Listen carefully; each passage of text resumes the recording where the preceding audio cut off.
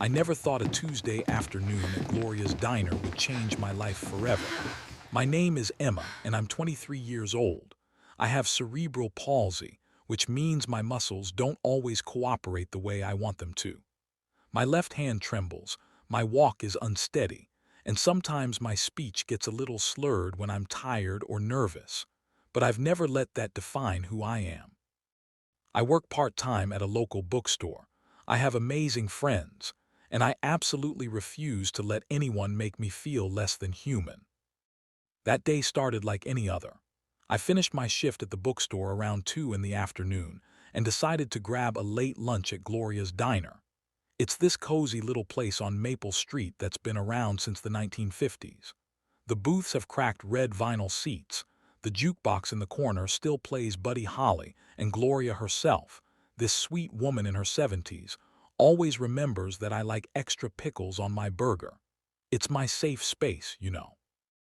A place where I can just be myself, without worrying about stares or whispers. I walked in that afternoon and immediately felt the warm embrace of familiarity. The smell of coffee and frying bacon filled the air.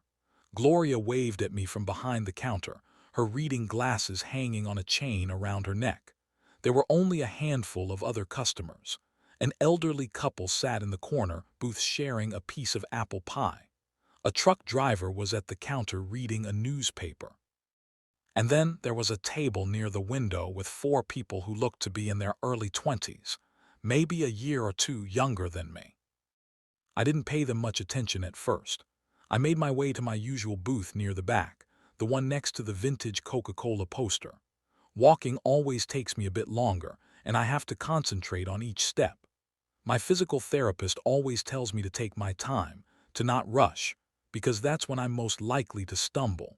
So I moved carefully, one foot in front of the other, my hand occasionally reaching out to steady myself against a table or the back of a chair. That's when I heard it, the first snicker, then a whispered comment I couldn't quite make out, followed by more laughter. I felt my cheeks burn, but I kept moving. I've dealt with this my entire life. Some people just don't know how to act when they see someone different.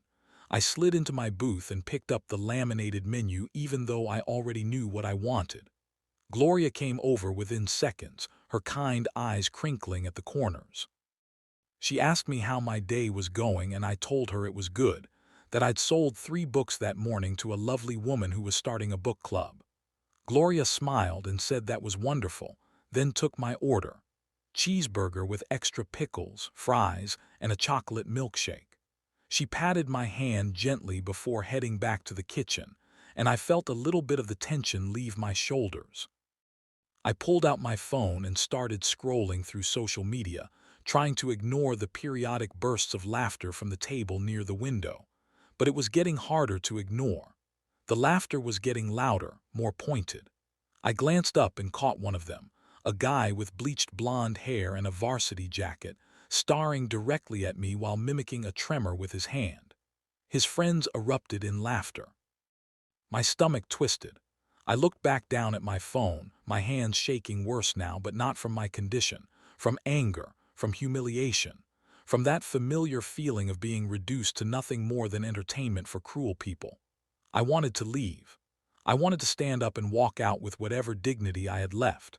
But I was also hungry and tired and so incredibly sick of letting people like that win. Gloria brought out my milkshake first, setting it down with a cheerful comment about how she'd made it extra thick, just the way I like it. I thanked her and wrapped both hands around the cold glass, trying to steady them enough to bring the straw to my lips. That's when things escalated. One of the girls at that table, a brunette with her hair in a high ponytail, stood up and started walking toward the restroom.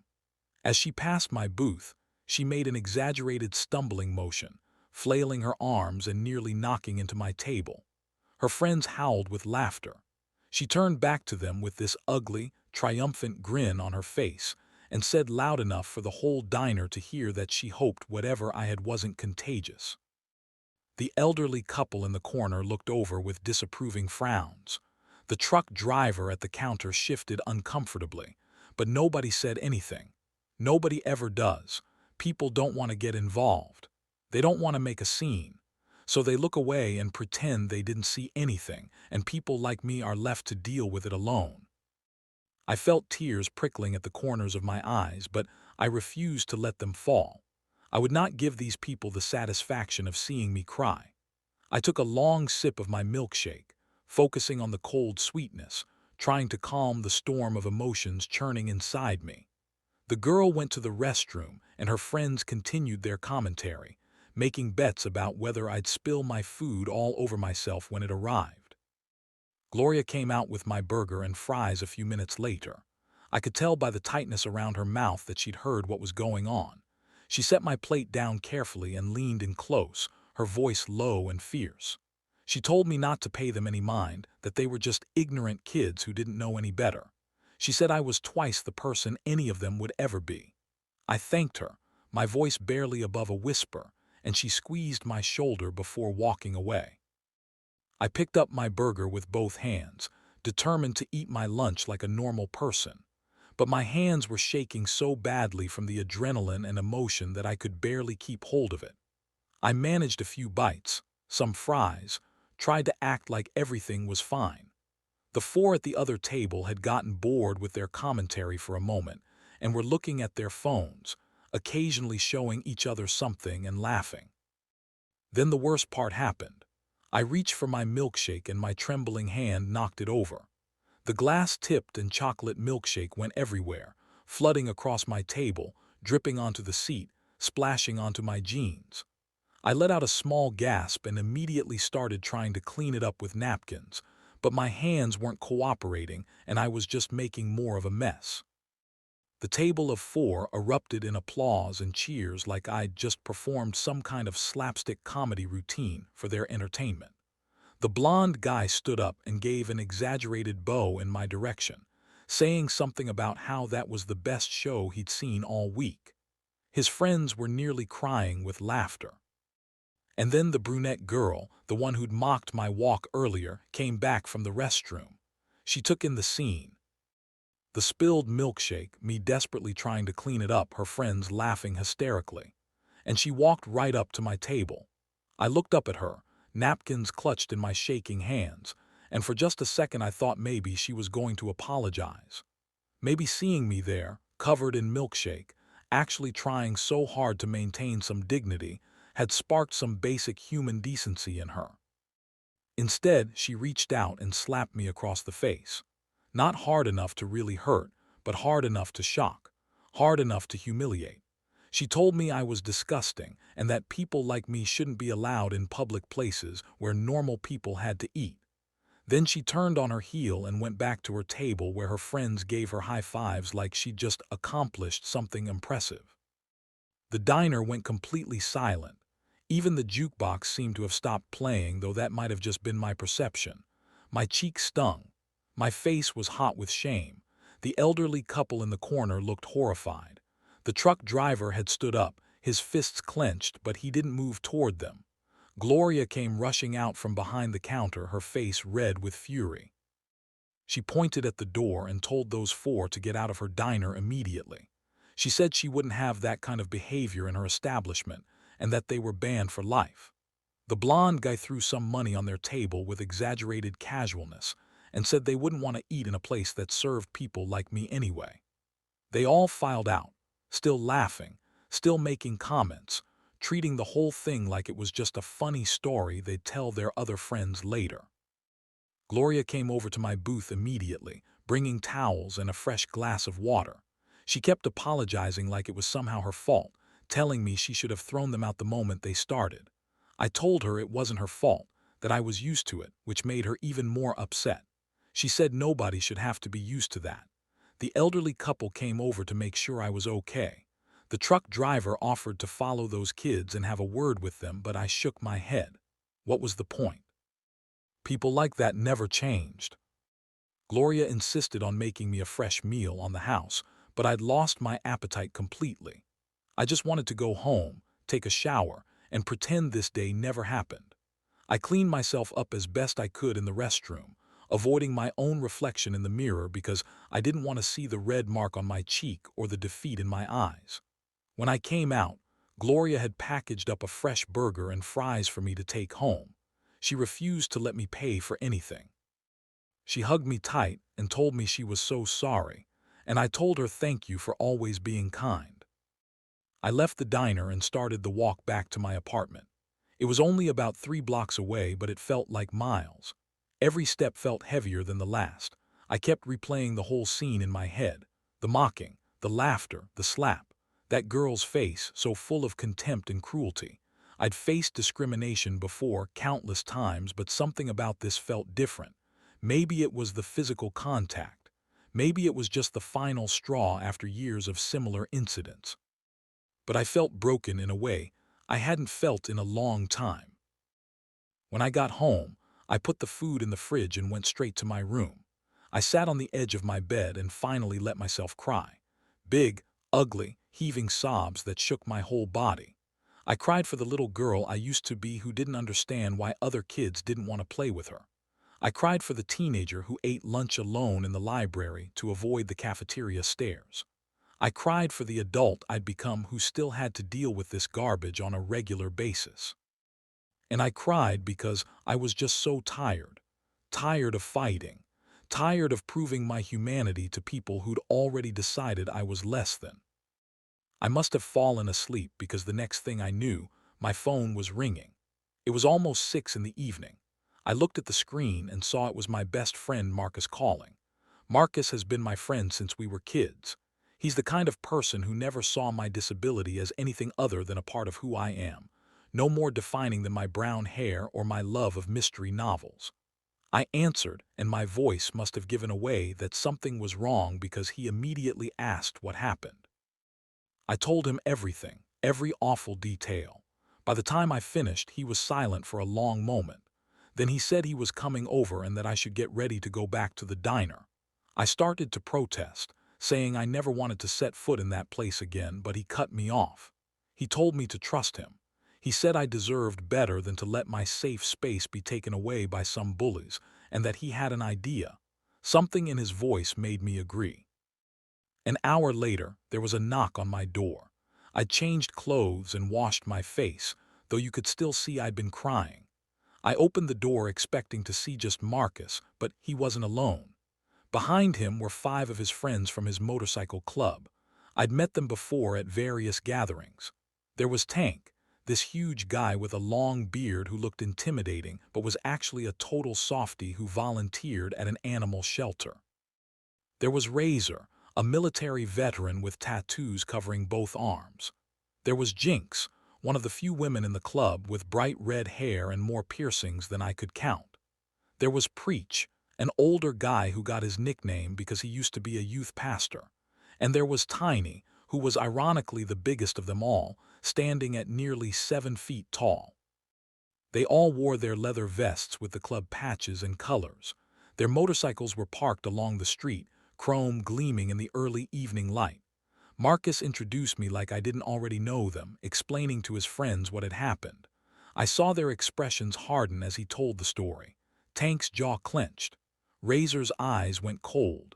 Jinx crossed her arms and shook her head in disgust.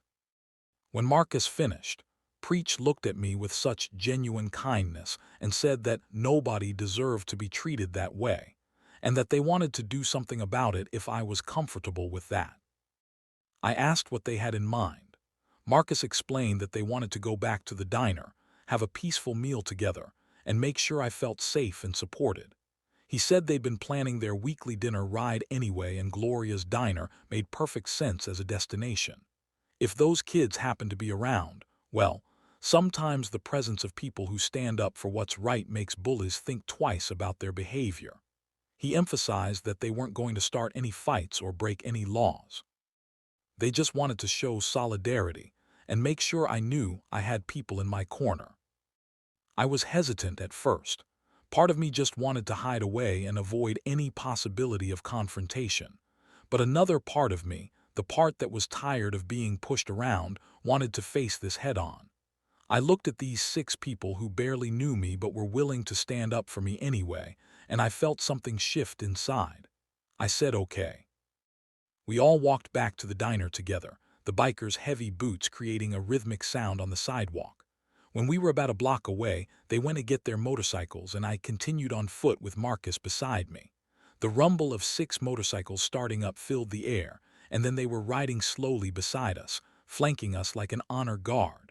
People on the street turned to look. Cars slowed down. The presence of the motorcycle club was impossible to ignore. We arrived at Gloria's diner just as the sun was starting to set, casting everything in golden light. The parking lot was more crowded now, the dinner rush beginning. And there, parked near the entrance in a spot that technically wasn't a parking space at all, was the same car I'd seen those 4 bullies get into earlier. My heart sank.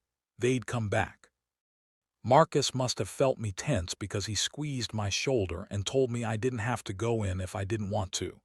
But Jinx leaned over from her motorcycle and said that actually, this was perfect timing.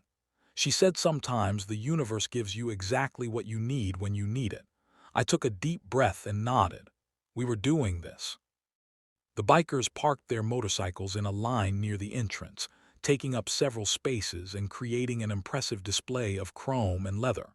They all dismounted and removed their helmets, and then we walked toward the diner entrance together. Me in the middle, flanked on all sides by these 6 imposing figures. I felt safer than I'd felt in hours. We pushed open the door and the little bell above it chimed. The diner was definitely busier now. Almost every booth was full. Gloria was rushing around with plates of food and the other waitress, a younger woman named Sarah, was taking orders. And there, in the exact same booth by the window where they'd sat earlier, were the 4 bullies. They had food in front of them this time, apparently having decided Gloria's diner was good enough for them after all. The blonde guy saw us first. His eyes went wide as he took in the sight of me accompanied by 6 leather-clad bikers. He nudged his friends and they all turned to look. The brunette girl, the one who'd slapped me, actually went pale. You could see the exact moment they realized this might not be just a coincidence. We walked further into the diner and I headed straight for my usual booth in the back. The bikers followed, their presence commanding attention from every single person in the establishment. Conversation stopped mid-sentence. Forks paused halfway to mouths. Everyone was watching to see what would happen next. We reached my booth and I slid in, expecting the bikers to figure out their own seating arrangement at nearby tables. But instead, Tank squeezed in next to me on one side. Marcus sat on the other side. Preach pulled up a chair from a nearby table and sat at the end. Razor, Jinx, and Tiny stood behind the booth, creating a wall of leather and denim and protective energy. Gloria came rushing over, her eyes wide. She looked at me, then at the bikers, then back at me with a question in her eyes. I smiled at her, a real smile this time, and told her I'd like to try that meal again. She broke into a huge grin and said it would be her pleasure. Then she turned to the bikers and asked if they'd like to see menus. Preach said they'd heard this place had the best burgers in town, and they'd all take cheeseburgers, fries, and whatever shakes she recommended. As Gloria hurried off to put in our order, clearly delighted by the sudden influx of customers, I could feel the eyes of the 4 bullies burning into the back of my head. The diner had gone from silent to buzzing with whispered conversations. People were clearly wondering what was happening, whether there was going to be trouble, why this young woman with a disability had shown up with what looked like her own personal biker gang. Tank leaned back in the booth, and in a voice that was definitely loud enough for the entire diner to hear, he said something about how he'd heard there were some people around here who didn't understand basic human decency. Razor, still standing behind the booth with his arms crossed, added that he'd always been taught you respect everyone, especially those who might be facing challenges you couldn't understand. Jinx chimed in saying that where she came from, picking on someone vulnerable was the lowest thing a person could do, and that karma had a way of coming back around. They weren't looking at the table by the window. They weren't making direct threats. They were just having a conversation, loud enough for everyone to hear, about values and respect and what it means to be a decent human being. But everyone in that diner knew exactly who they were talking about. I glanced over at the bullies' table and saw them shifting uncomfortably. The blond guy was staring down at his food. One of the other guys, who'd been so loud with his laughter earlier, was now studying his phone like it was the most interesting thing in the world. The brunette girl looked like she wanted to disappear into her seat. The fourth member of their group, a girl with glasses who'd been relatively quiet earlier but had still participated in the mocking, was whispering urgently to her friends, probably suggesting they leave. But here's the thing about bullies. Most of them are cowards.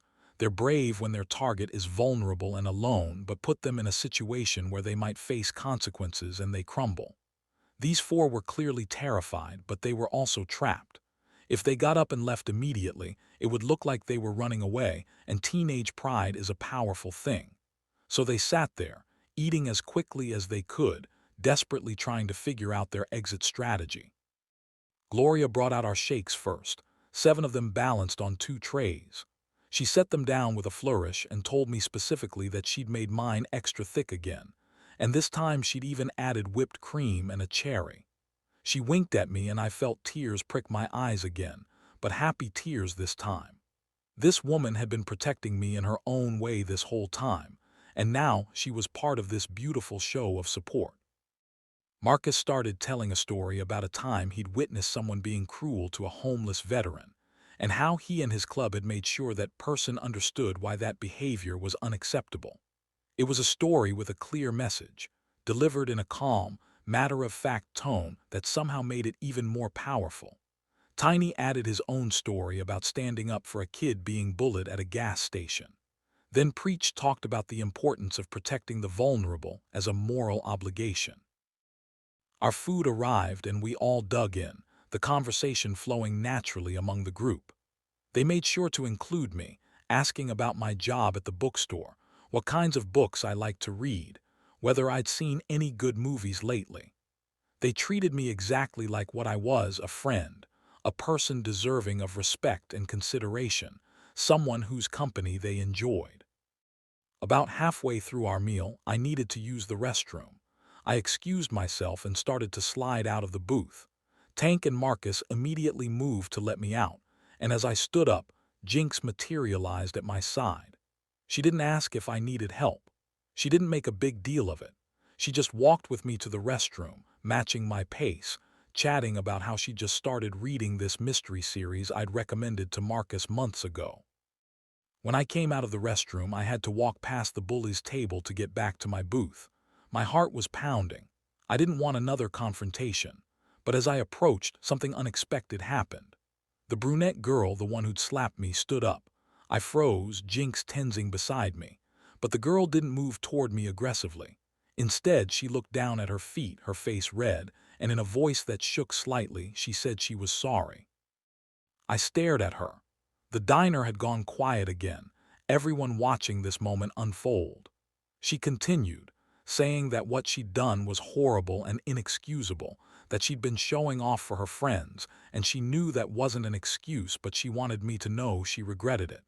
She said she understood if I couldn't forgive her, but she needed to say it anyway. Her 3 friends were staring at her in shock, clearly not having expected this. I stood there for a long moment, processing. Part of me wanted to tell her that her apology meant nothing, that she'd only said it because she was scared of the bikers, that she'd probably go right back to being cruel once she was safely away from consequences. But another part of me, the part that was raised to believe in giving people chances to be better, recognized that it takes courage to apologize in front of a room full of people, even if fear was the initial motivator. I told her that what she did really hurt me, not just physically but emotionally. I said that I deal with people's ignorance and cruelty all the time, but that doesn't make it okay or make it hurt any less. I told her that I hoped she'd think twice before treating anyone that way again, and that maybe this could be a learning experience for her and her friends. And then I said I accepted her apology, but that didn't mean I'd forget what happened. She nodded, tears streaming down her face now, and sat back down. Her friends looked stunned. I continued back to my booth, Jinx still at my side, and as I slid back in between Tank and Marcus, I felt this incredible sense of empowerment. I'd faced my bullies. I'd been supported by people who cared. I'd been given an apology, and I'd handled it all with grace and strength. The four at the other table left shortly after, leaving money on the table and walking out with their heads down. They had to walk past the row of motorcycles parked outside, a visual reminder of this day and what happened when they chose cruelty over kindness. I watched them go through the window and felt a weight lift off my shoulders. We finished our meal in high spirits.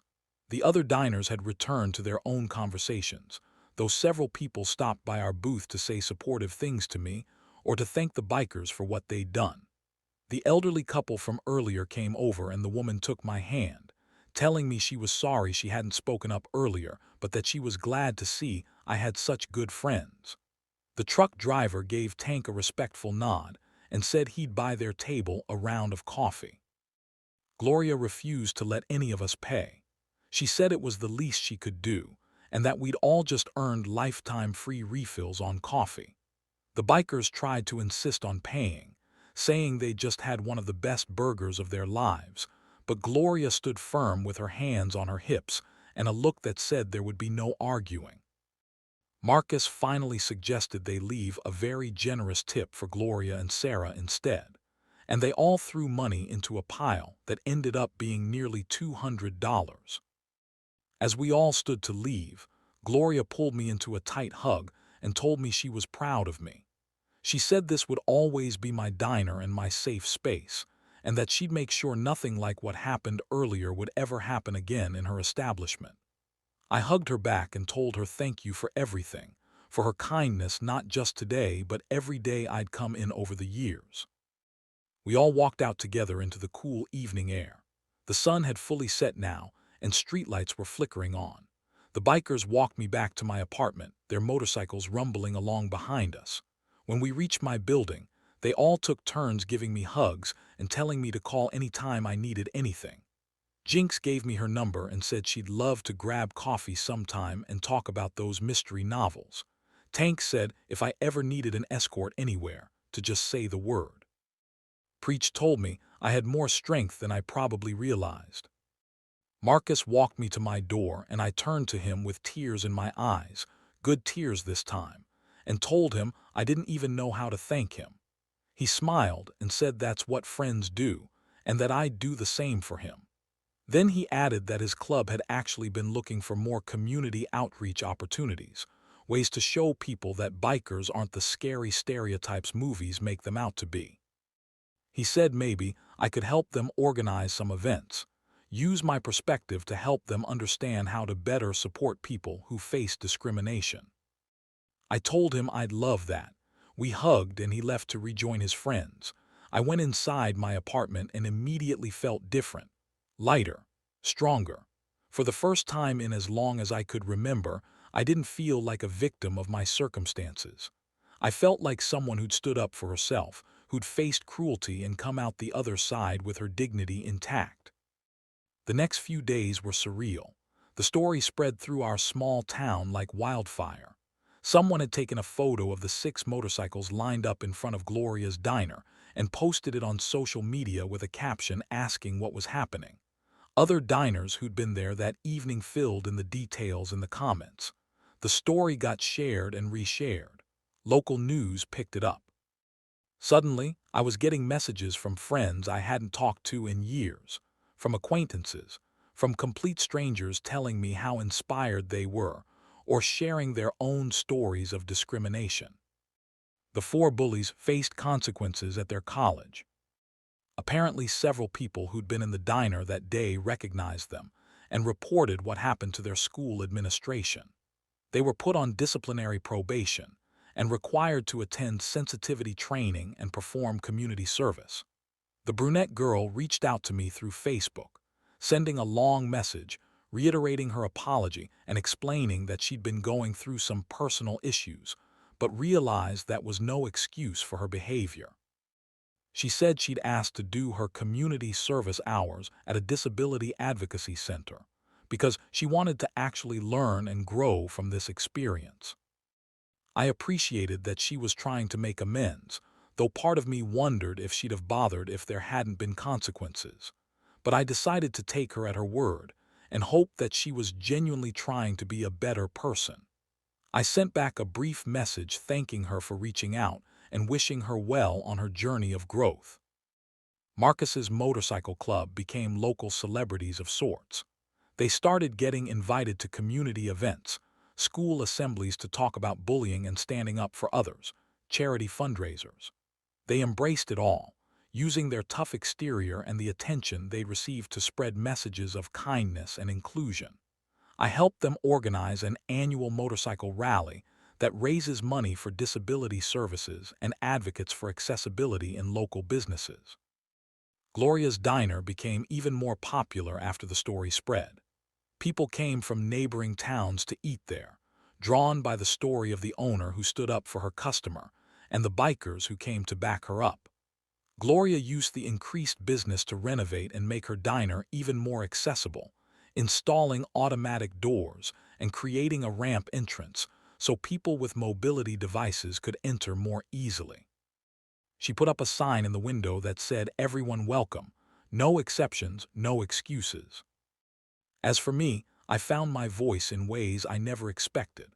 I started a blog writing about my experiences living with cerebral palsy, not just the hard parts but the beautiful parts too. I wrote about the time a stranger's kid asked me why I walked funny, and instead of being embarrassed, the parent turned it into a teaching moment about differences and disabilities. I wrote about adaptive technology that's changed my life. I wrote about representation in media and books. My blog gained followers, and eventually I was asked to speak at conferences and workshops about disability awareness. That day at Gloria's Diner was a turning point. It could have been just another story of cruelty, another day where I went home and cried and felt defeated, and it started that way. But then it became something else entirely. It became a story about community, about strangers who became friends, about standing up not just for yourself but for what's right. People often ask me if I was scared when Marcus showed up with his biker friends, if I worried things might get violent or out of control. The truth is, I wasn't scared at all. I knew Marcus and I knew the kind of people he surrounded himself with. These were people who understood that real strength isn't about intimidation or violence. It's about using whatever power you have to protect those who need protecting, to stand up against injustice even when it would be easier to look away. The bikers never threatened anyone that evening. They didn't have to. Their mere presence, combined with their clear message that they wouldn't tolerate cruelty, was enough. They showed that sometimes the best way to fight bullying isn't with more aggression but with solidarity, with making it clear that the vulnerable person isn't alone, that there are people who will stand beside them. I still go to Gloria's Diner several times a week. It's still my safe space, maybe even more so now. Gloria still remembers that I like extra pickles. She still makes my milkshake extra thick. But now when I walk in, I often find one or more of the bikers already there, having coffee or a meal. Tank brings his rescue dogs sometimes and lets kids pet them in the parking lot. Jinx recommended so many books to me that we started our own two-person book club. Preach officiated a wedding for one of the waitresses. These people became my family in a way I never expected. They showed me that when the world tries to make you feel small, the right people will remind you how strong you are. They taught me that sometimes justice doesn't come from laws or punishment, but from community and from people willing to stand up and say, "Not on our watch." And the Bullies, I honestly don't think about them much anymore. I hope they learned something from that day. I hope they think twice before mocking someone who's different. I hope that moment of being confronted with the consequences of their cruelty changed something in them. But whether it did or not isn't really my concern. Because here's what I learned. My worth isn't determined by how cruel people treat me. My dignity isn't diminished by someone else's ignorance. And I'm not alone in this world. That's what I want people to take away from this story. If you're someone who faces discrimination or bullying, know that you are not alone and you are not less than anyone else. Keep speaking up. Keep standing your ground, Keep looking for your people because they're out there. And if you're someone who witnesses cruelty, be like Marcus and his friends. Stand up, speak out. Use whatever privilege or power you have to make the world a little bit kinder. If you're someone who's been cruel to others, even once, even without thinking, know that it's never too late to change. It's never too late to apologize, to learn, to do better. We all have moments we're not proud of, but what defines us is what we do after those moments. Do we double down on cruelty or do we choose growth? The world needs more Glorias who create spaces where everyone feels welcome. The world needs more Marcuses who see injustice and decide to do something about it. The world needs more Tanks and Razors and Jinxes and Preaches and Tinies, people who look intimidating but use that to protect rather than harm. And the world needs more people willing to accept genuine apologies and allow space for others to grow. I'm still Emma. I still have cerebral palsy. My hand still trembles and my walk is still unsteady and my speech still gets slurred when I'm tired. But I'm no longer defined by how others see me or treat me. I'm defined by my own strength, my own resilience, and the incredible people who stand beside me. That day at the diner taught me that sometimes the worst moments can become turning points. That sometimes when bikers walk into a diner an hour after you've been slapped and humiliated, they're not there to cause trouble. They're there to make sure you know that you matter, that cruelty won't go unchallenged, and that you have people in your corner who will always have your back. And that's worth more than all the perfect milkshakes in the world.